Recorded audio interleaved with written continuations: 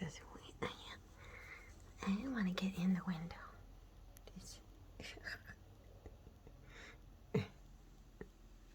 She took my spot.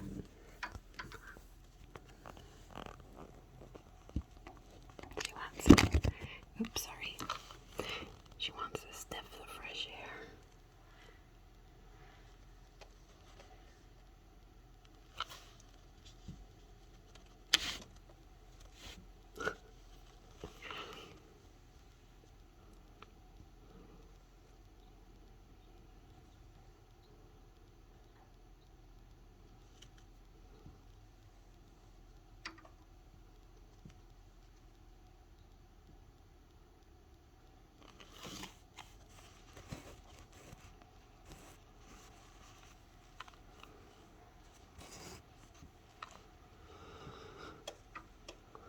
Look at how the snow falls on the bush right there.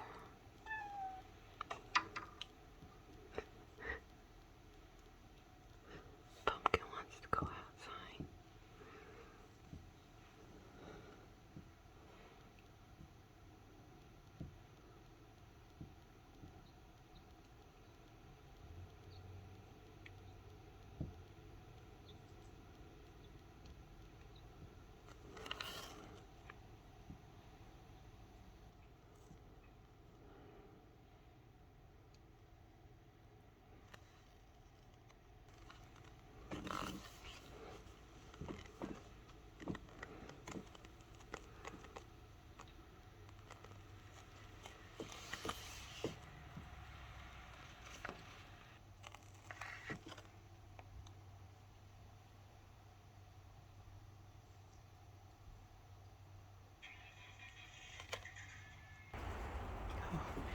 I don't know how I'm managing to walk on this snow in my bare feet. I know that you're all probably tired of my little enjoyment of snow. Ooh, I should have slipped on my little flip-flops even. Very, very cold.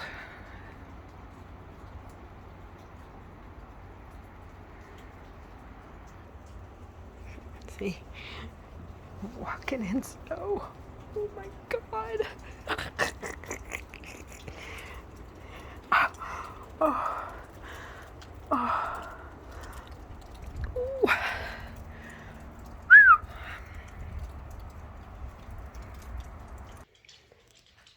Ooh, that was cold.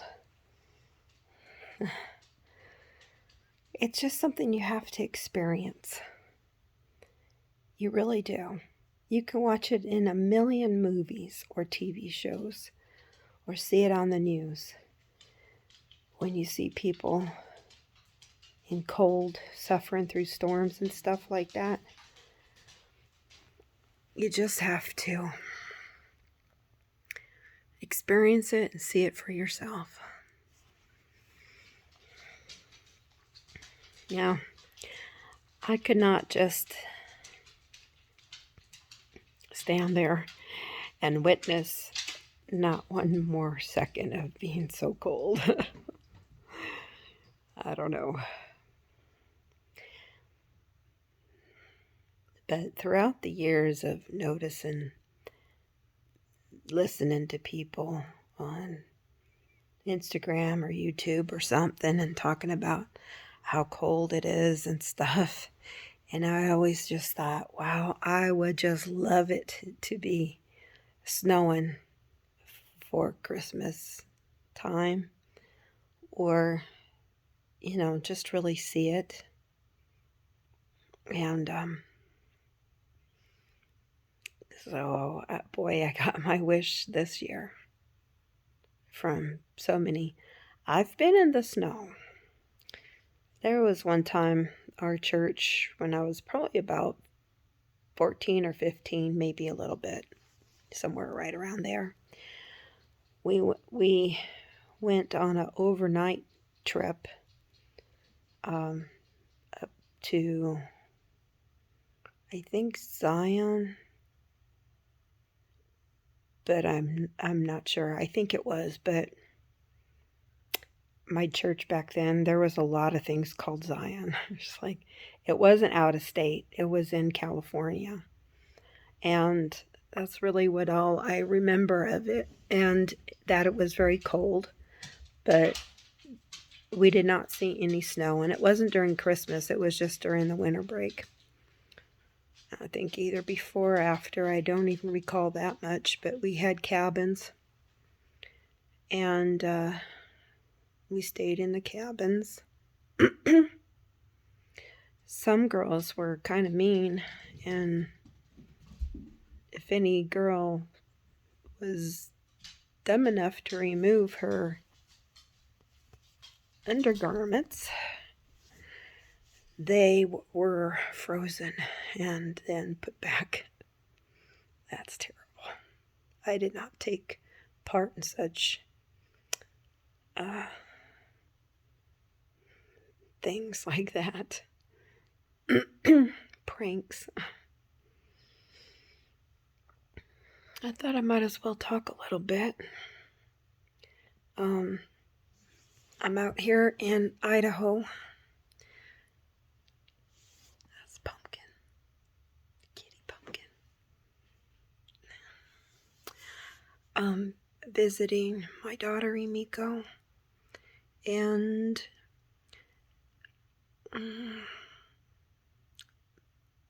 her husband Ryan. They haven't officially got married, and that's coming up in the spring or summer probably. Excuse me. In the summer, I think they moved it up to the summer, but we'll see how that all goes. I mean, you know, the date and all of that. It had just become apparent that I needed to take a break from Nevada for a few reasons. When we moved to Nevada, it was like, here we go. And if I didn't go, I would have stayed in California and been without a home and without family. So I went out there, but it's not like we had time to think of choices and other available options. So that's kind of one thing. But the other thing I have to do is work with my healing process. And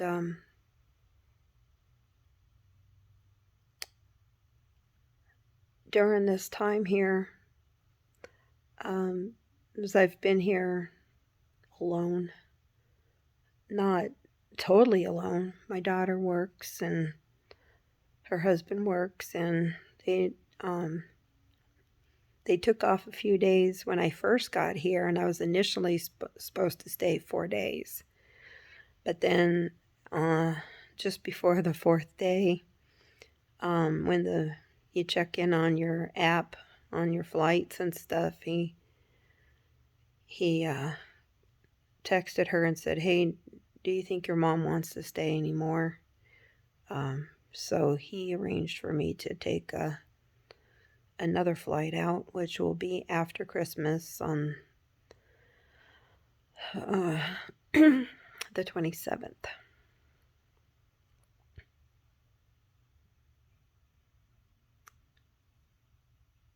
I really love this place. I love it a lot.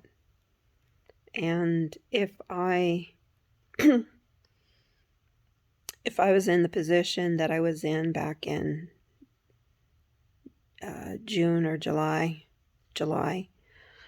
I would have, if I was able to, I would have come here. This is a much more healthier place. I can just feel it. Everywhere that we went on the first few days that I was here, people were very kind and considerate. And I'm going to say something that some people might not understand or appreciate. And I'm not really too sure why it is this way here. I have thoughts, possibly, but I'm not going to just get into all of that. It is what it is. But out here, when we started going places, I think the first store that we went to was Bed Bath & Beyond, where my daughter works. And the employees do wear masks, but the public can or they don't have to. And that's pretty much how it was everywhere else that we went. And most of the people were not wearing masks.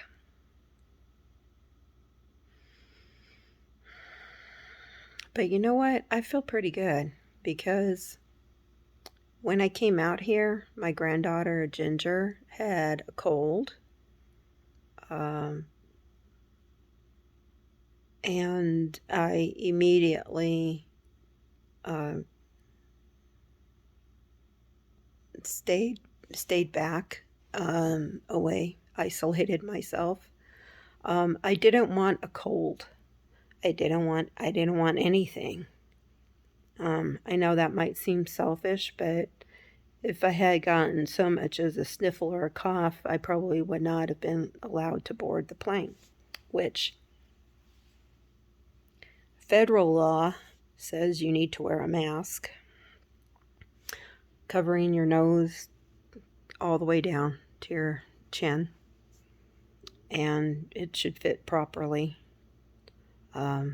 There was one man whose mask kept slipping, or he kept bringing it down. Maybe he was having trouble breathing, but the stewardess, or the flight attendant, kept reminding him to put it back up, and reminded him it was a federal law, that it wasn't something they were just making up. But I noticed that I felt so much calmer out there. I mean, out there. I really did. I know that there's a lot of belief systems out there of this and that, and I'm just not going to get into all of that because I don't want my video to be censored or removed or whatever, but it's all about choices, and everybody's choice is their own. And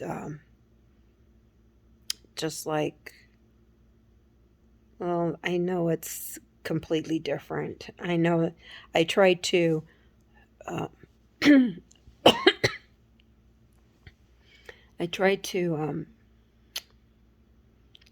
draw parallels and see, but we choose so many things. It's not dictated by law or the government, like religion, you know. I know that religion isn't like a virus, or is it?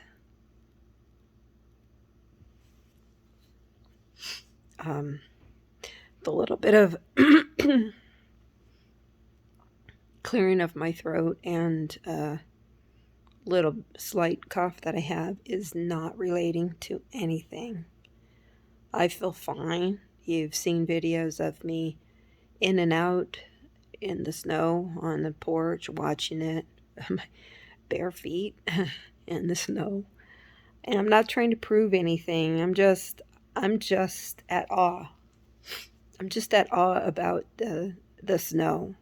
like a little kid. I just feel like I want to go out there in the front yard because it's just so flat, like nobody's walked on it, and it's just so smooth, like icing on a cake. And you know how you want to draw little designs on a cake?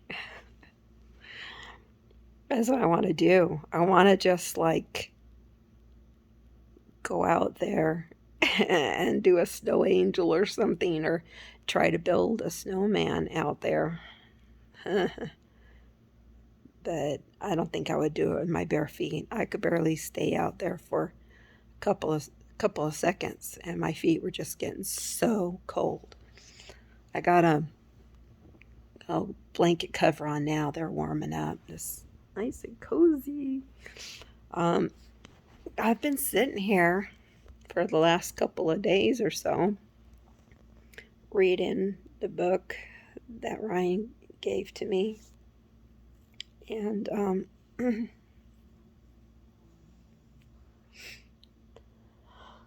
oh, sorry. It's really good, and it's really an eye-opener. Hang on. This is it. A New Earth. Awakening to Your Life's Purpose.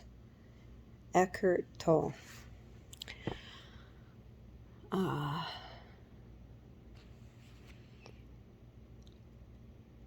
This really, really, really has been very eye-opening to me, and life-changing, I would say, in a lot of ways. Maybe not all of it, because some of it I'm finding I have trouble not really understanding, but maybe going along with the concepts. But some of it I definitely saw it was almost like a mirror reflection of myself or my behaviors. And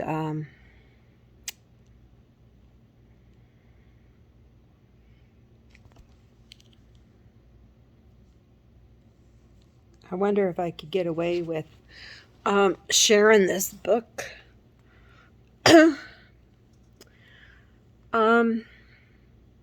This part is in the core of ego.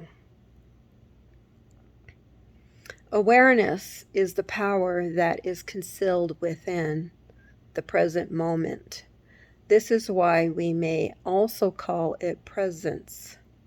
The ultimate purpose of human existence, which is to say your purpose, is to bring that power into the world. And this is also why becoming free of the ego cannot be made into a goal to be attained at some point in the future.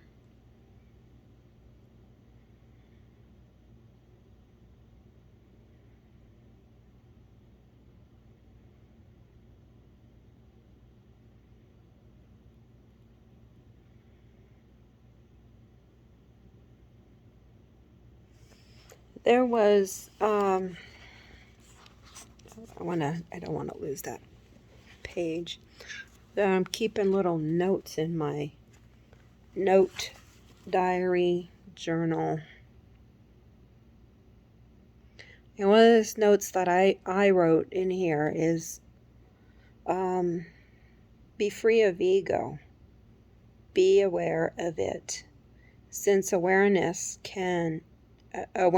and ego are incompatible.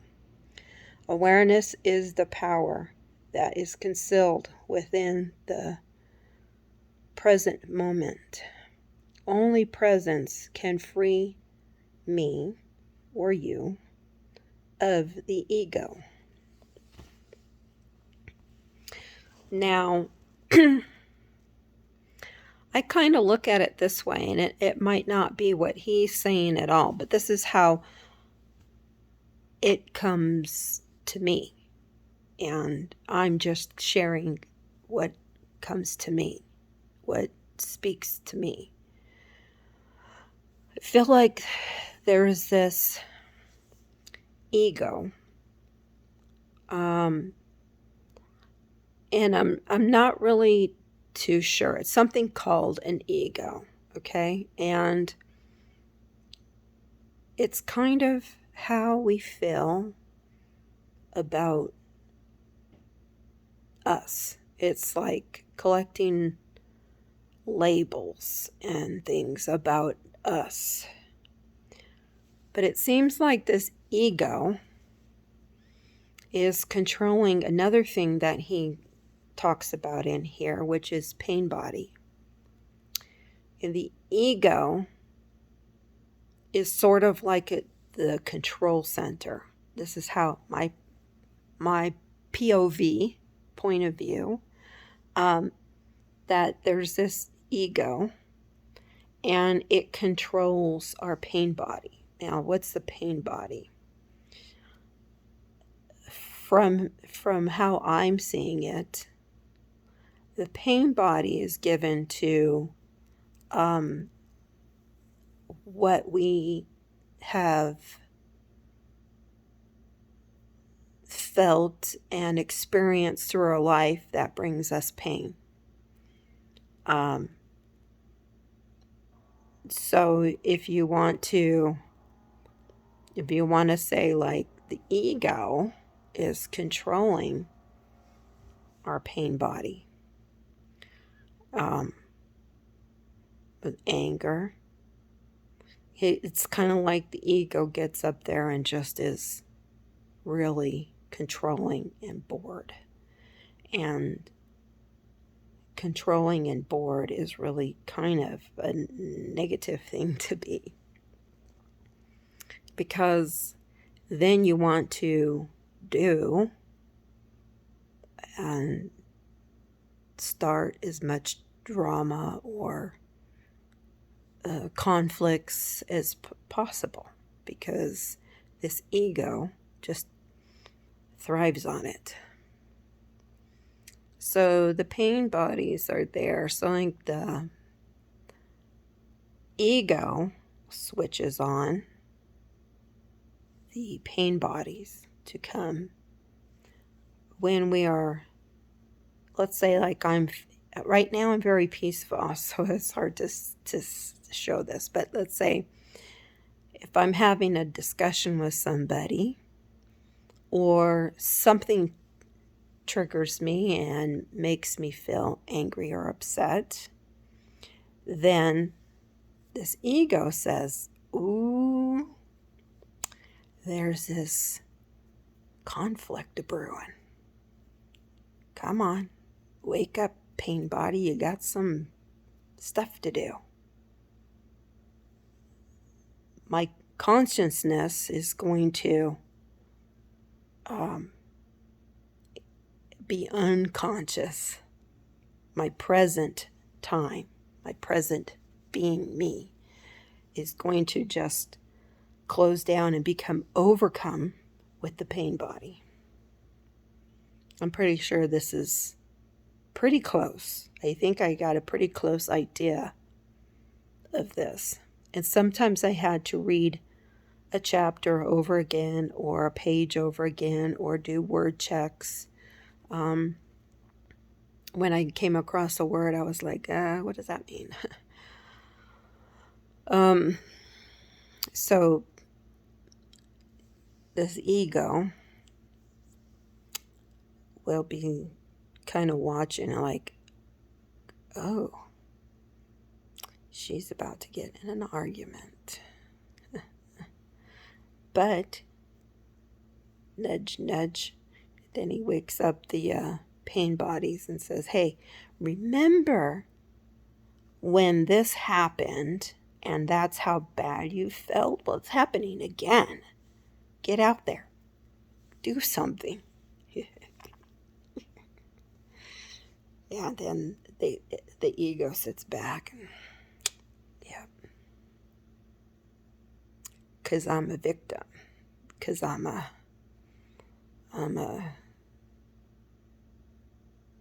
an argumentative person when my consciousness shuts down. And when we know this, we're taking control of that ego. Okay? So if I'm in a conversation and I can feel, uh-oh,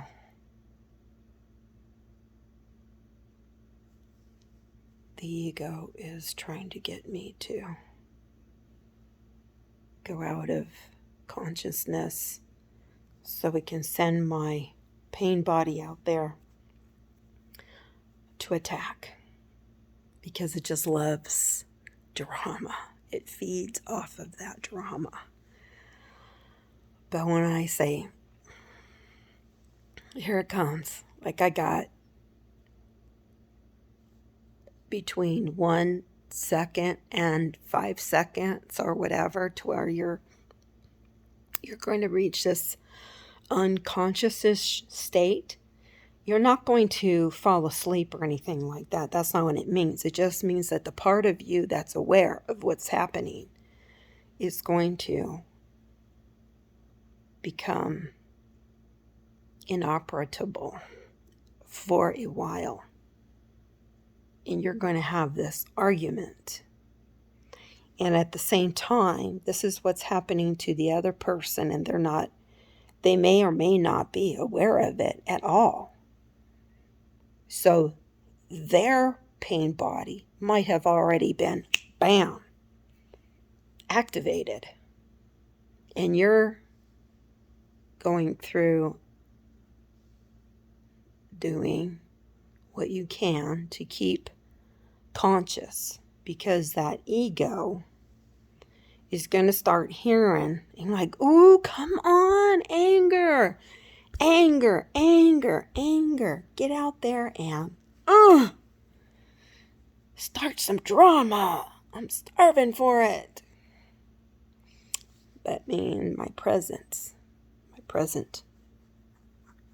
consciousness and awareness are saying,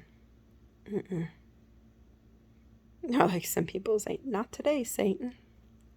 Well, not today, ego. I'm aware of what you're trying to do. I'm not going to sit here and have an argument with that person. You have to decide. Let's see if I wrote that down in there. I'm pretty sure I did. I really like that.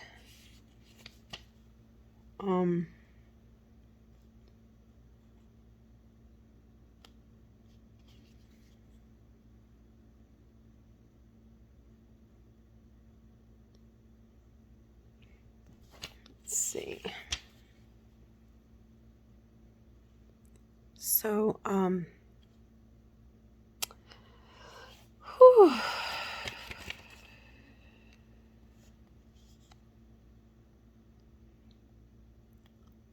Yeah, you have to kind of say to yourself, do I want to give up my peace to become involved in that drama?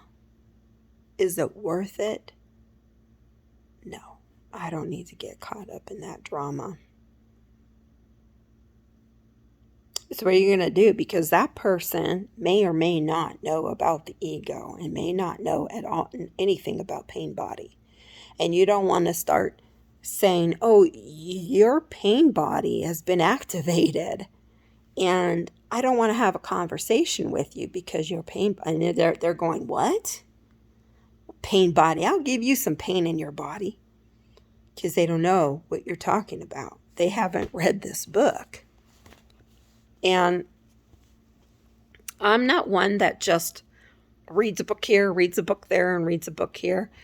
This book was put into my path, I believe, by someone who read it and understood it and thought I would benefit from it. So that's why I'm reading it. And with everything, I read stuff and I'm like, oh, this is good. Or some of it, nah. But this part, this is good.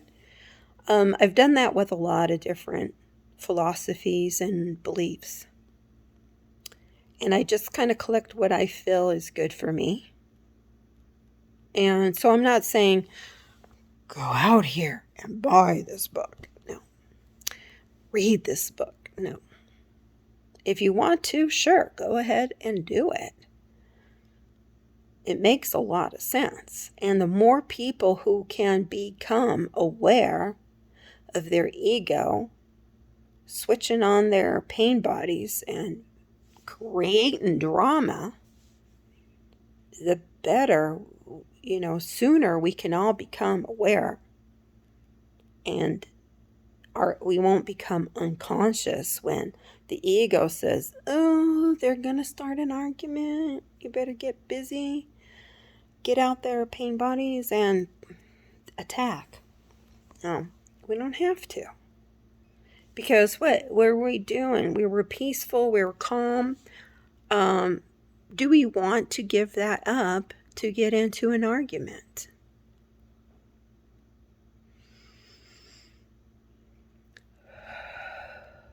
Take a deep breath and say, you have to kind of stay present, and you have to say in your mind, I'm witnessing how I feel right now. And I feel that this anger is going to build up in me, and it's going to create drama. My pain body is coming alert, and it's going to get active in this drama, and I don't want it. I was doing fine 5-10 minutes ago. I don't need to be caught up in this drama. So then and I know that talking this out, it sounds like something that is slow happening when, like I say, a lot of it has to happen very quickly because of when you become angry, boom.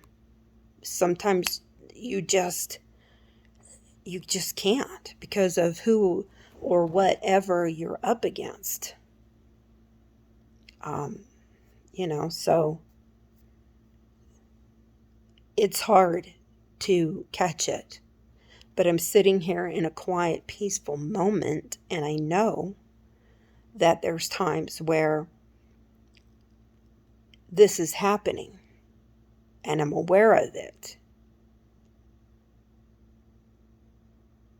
And I do try very hard, believe me, very hard to stop this pain body, because the ego is so manipulative over the pain bodies, getting them out there to react to things that are going on around us from the past.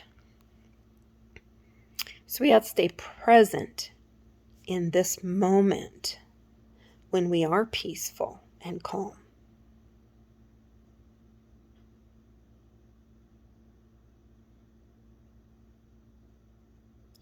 Because just to go from a peaceful moment to escalate into arguments and drama and stuff like that, it's not helpful.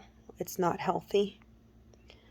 But and it's very hard when we're the only person who knows what's happening and what's going on. When other people have no concept of something like this. And I'm pretty sure that there's other theories and other philosophies and other thoughts. L. Ron Hubbard has a lot of interesting teachings and philosophies also that I've learned from. And so I feel like combining those and the things that I've also learned about grounding myself when I get overly anxious, or writing down my gratitude list. Just stop what you're doing. I mean, Yeah, I know it's hard to do in the middle of an argument. I don't mean that. I mean, like, if you feel like you're coming down with depression or something, you can just go sit back and start a gratitude list. Because I have experienced, I don't want to guarantee anything, but I've experienced that if you're listing things that you are grateful for, that you give gratitude for, you will feel happy. It's like, sort of like, do you think you can tell a joke and still remain sad or unhappy? Maybe. But gratitude, you know, uh-oh. My phone's going to die out pretty soon, so yes, you can be aware that this stuff is happening, that you can walk away from an argument because you're aware your pain body has been activated by the ego. So you need to step back and say, I need to take a break here. Let's both take breaks. You can do whatever you want, but I'm going to take a break, and I'm not going to talk right now about this until I can get fully back into my present consciousness. So hopefully that will be helpful. All right, I better go because my phone's dying out.